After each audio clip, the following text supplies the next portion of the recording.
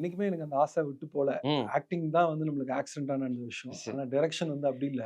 நம்ப முழுக்க அதோட தான் நம்மளோட சுவாசமே அதுவா தான் இருந்ததுனால, அதுக்கு ட்ரை பண்ணிட்டே தான் இருந்தேன். என்ன ஒண்ணு நடந்ததுன்னா, சினிமால நடிச்ச பிறகு இந்த முகம் தெரிஞ்ச முகம்ங்கிறனால அப்பாயின்ட்மென்ட் ஈஸியா இருந்தது எனக்கு. ஆ.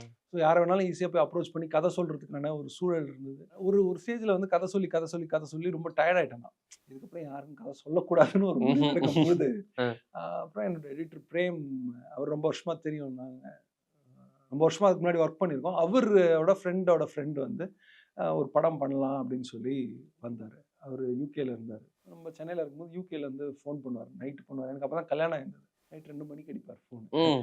அடிச்சு ப்ரோ நம்ம வந்து ஒரு ஒரு ஷார்ட் ஃபிலிம் ஒண்ணு பண்ணலாம் ப்ரோ. ம். அதெல்லாம் பண்ண முடியாதுங்க அப்படின்னு சொல்லிட்டு தூங்குற நேரத்துல என்னங்க அவரு நீங்க? அவர்ட்ட அப்புறம் பிரேம்ட்ட சொல்லி, அவரு எனக்கு வந்து படமே பண்ண வேணாம். எனக்கு கால் மட்டும் பண்ண வேணாம்னு சொல்லுங்க அப்படின்னு சொல்லி அதுக்கப்புறம் வந்து அவருக்கு என்ன ஆச்சுன்னு தெரியல. அ. ஒரு மாரி ஈகோ டச் ஆயிடுச்சான்னு தெரியல. ஏன் அவர்லாம் பண்ண மாட்டாருங்க. உட்ற சொல்லுங்க. என்ன டிஸ்டர்ப் பண்ண வேணாம்னு சொல்லுங்கன்னும்போது, அவரு ஒரு நாள் ஃபோன் பண்ணாரு. ப்ரோ நம்ம படம் பண்றோம் ப்ரோ. அப்படின்னு சொல்லி. இது நடந்து ஒரு 10 நாள் தான். அவருக்கு கதை தெரியாது. நான் யாருன்னு தெரியாது. எதுவுமே தெரியாது. அ எனக்கு தெரிஞ்சது இதுதான். அவருக்கு வந்து ஒரு ஈகோவா ஏதோ நான் டிஸ்டர்ப் பண்றேன். ஓகே. அதனால அவரு வந்து பண்ணலான்னாரு. நான் எப்போ காசு அனுப்பணும்னு சொல்லுங்கன்னு சொல்லி ஆஹா, ஆஹா, கேட்டாரு. ஆஹா.